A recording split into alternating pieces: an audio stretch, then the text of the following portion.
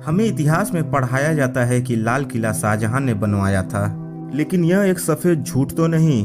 दिल्ली का लाल किला, जो शाहजहां के जन्म से सैकड़ों साल पहले महाराज अनंगपाल तोहर द्वितीय द्वारा दिल्ली को बसाने के क्रम में ही बनाया गया था। और महाराज अनंगपाल कोई और नहीं बल्कि पृथ्वीराज चौहान के नाना जी थे। इतिहास के अनुसार लाल किला का असली नाम लाल कोट है, जिसे महाराज अनंगपाल द्वितीय ने 1060 ईस्वी में दिल्ली शहर को बसाने के क्रम में ही बनवाया था, जबकि शाहजहां का जन्म तो इससे सैकड़ों साल बाद 1592 ईस्वी में हुआ। दरअसल शाहजहां ने लाल किला को बनाया या बसाया नहीं, बल्कि उल्टे इसे बुरी तरह से नष्ट करने की यह सफल कोशिश की थी, ताकि वो उसके द्वारा बनाया साबित हो सके। इसका सबसे बड़ा प्रमाण तो यही है कि तारीखे फिरोजशाही में पृष्ठ संख्या 160 ग्रंथ 3 में लेखक लिखता है कि सन 1296 के अंत में जब अलाउद्दीन खिलजी अपनी सेना को लेकर दिल्ली आया तो वो कुस्के लाल की ओर बढ़ा और वहां उसने आराम किया। सिर्फ इतना ही नहीं, अकबरनामा और अग्निपुराण दोनों ही जगह पर इस बात का वर्णन है कि महाराज अनंगपाल ने ही एक भव्य और आलीशान दिल्ली का निर्माण करवाया था।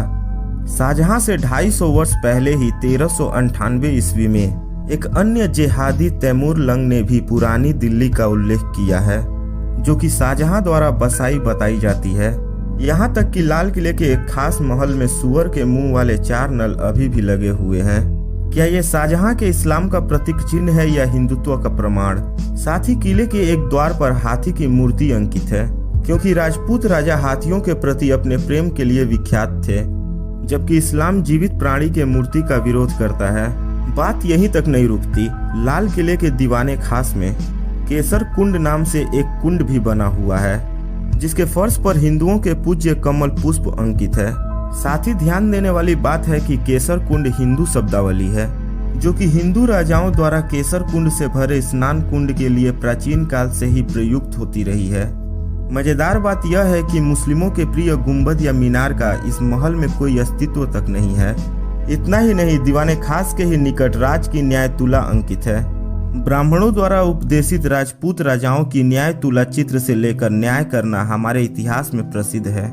दीवाने खास और दीवाने आम की मंडप शैली पूरी तरह 984 ईस्वी के अंबर के भीतरी महल से मिलती है, जो कि राजपूताना शैली से बनी हुई है।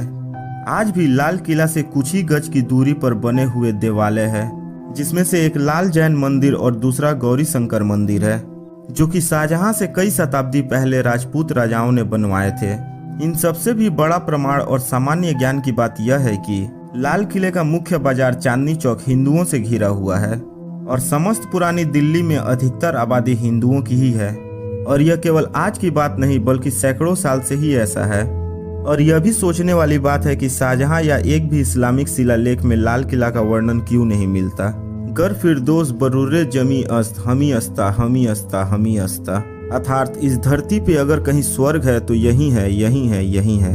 इस अनाम शिलालेख के आधार पर लाल किला को शाहजहां द्वारा बनवाया गया करार दिया गया है, जबकि किसी अनाम शिलालेख के आधार पर कभी भी किसी को किसी भवन का निर्माणकर्ता नहीं बताया जा सकता, और न ही ऐसे शिलालेख किसी के निर्माणकर्ता होने का सबूत देते हैं। जबकि लाल किले को एक हिंदू प्रसाद साबित करने के लिए आज भी हजारों साक्ष्य मौजूद है। यहाँ तक कि लाल किले से संबंधित बहुत सारे साक्ष्य पृथ्वीराज रासों में ही मिलते हैं।